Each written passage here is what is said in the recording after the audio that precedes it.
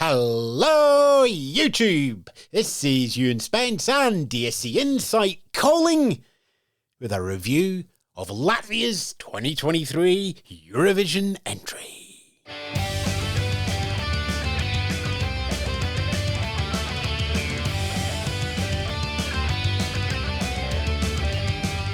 Yes, good afternoon, good morning, good evening to everybody out there on YouTube. Our song reviews of the Eurovision Song Contest continue here on ESC Insight's YouTube channel. Just the highlights here. The full-length podcast back at www.escinsight.com. Joining me to talk about Latvia's song this year, Aija by Sudden Lights, Scott Reid and Ariadne Griffin. Let's go over to the podcast.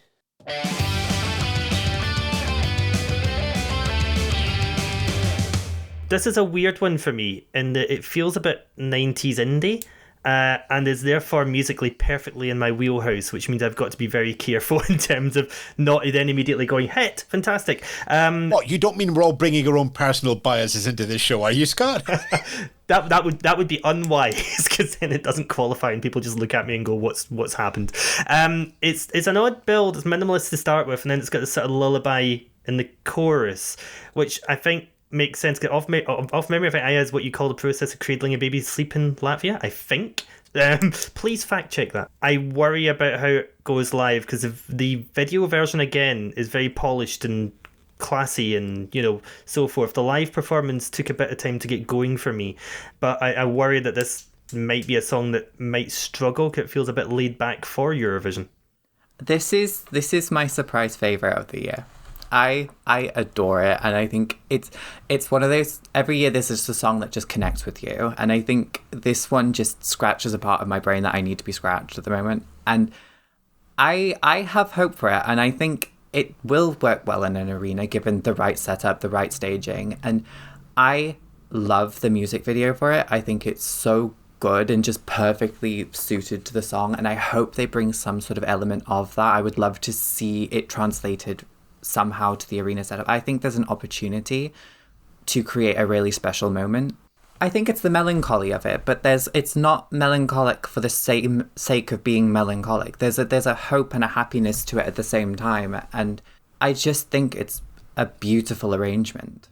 It's in my wheelhouse as well, but I think it's in my wheelhouse for completely different reasons to both of you, which I suspect is promising for the song. Look, most pop rock draws on R&B, both modern R&B and the classic rhythm and blues that you had out of the Mersey beat sound. But for me here, this is pop rock, but its actual inspiration feels more like jazz, and specifically bebop jazz, than it would R&B. Now, they're relatively close, but bebop has a lot more rhythm, a lot more complexity, a lot more shifting tempos, so everybody can probably go, oh, yep, there goes Ewan's bits and pieces again. And it's also pushing the complexity of the instruments. Listen to the rhythm section on this song. It plays a much bigger part of the song than, say, the bass line and the drums that we had in the Cypriot entry earlier in this jukebox jury. The drum is more melody. It's much more to the foreground. It's not sitting back. It's not being scaffolding. There's just so much going on here, but it all comes back from the same sort of root point. So you can circle around that point and play around with it and come back again. Somewhere in here, this band has a 19-minute version of this song. I'm absolutely sure of it. And it is full of improv. It is full of riffs. It's solos. They might even swap instruments halfway around. If they get a 20-minute slot in the Euro Club, I want them to do the noodly jazz 19-minute version of this. Just like Rambo Amadeus completely destroyed the Euro Club with his prog rock version of Euro on Euro that lasted 9 minutes, 30 seconds when we got back to Baku. And I think that it's that spontaneity, that kind of the song's strength, because I think that's kind of what I get the sense that we're wanting from Eurovision at the moment. We don't want the polish, the perfection. I think we want something that's a little rougher and a little that feels more spontaneous and honest in its emotions. But for all this musical love, competitive love is slightly different. Yep, there we go. You and cliche bingo. Yep, you can have a great song, but is it a great competitive song? And this is where I think it falls down a little bit, because it is It is big, it's complex, it's not easily remembered on a first listen. Can it get people to pick up the phone at home? And it's a semi-final. You've got to get the televotes in. It's an audience in the semi-finals. It's much more Eurovision community than a Saturday night general audience.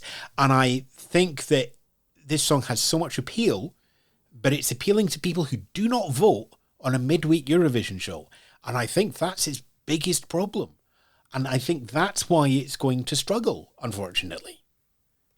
I also would say that I do love this song, but I didn't get it the first time I heard it, and that is a problem because people need to get a Eurovision song the first time they hear it. So I have major concerns about its competitiveness. I'd like to be wrong. Yeah, I think competitively it will struggle because it is kind of just... It's a hard listen the first time. There's that real anxious beat at the bottom. There's the soaring vocals, and then it sort of all dips. Nothing about the song, nothing... It doesn't sound like what comes next should come next in the song. It's just anxious and frenetic. And again, I come back to it. It's bebop jazz. And yeah, great. Bring in more genres to Eurovision. I think that's one of the biggest things I like about this is we have something different. We have something that forces you to go and listen to something else. It's like, do I want to go and listen to this album afterwards or go and find their streams? They probably only do their stuff in vinyl, let's be honest. Hit, miss, or maybe. If it was just me, it would be a clear hit all the way because I have been getting more into my jazz over the last 5 to 10 years. But it's just, I'm sorry, it's nice. Maybe. Yeah, it's a personal hit, but in terms of the competition, it's a maybe. I think it's an uphill struggle for them, but I hope for good things. It's a personal hit and a competitive potential miss for me, so maybe a split the difference and make it a maybe. It's one that I went off and wanted to know more about the song and wanted to know. It's piqued my curiosity, but that's no one's sitting there on Tuesday or Thursday night and doing all that, unfortunately. And even if you are in 45 seconds, something else comes along as well.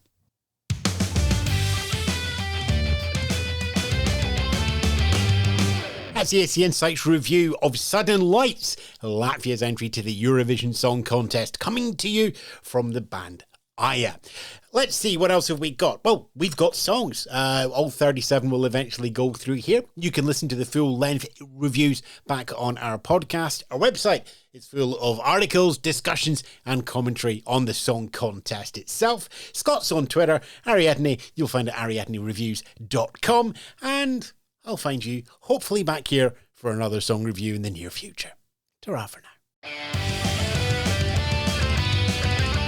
You've been listening to the highlights of Jukebox Jury as we preview the Eurovision Song Contest 2023. Find out more and listen to our podcast, www.escinsight.com.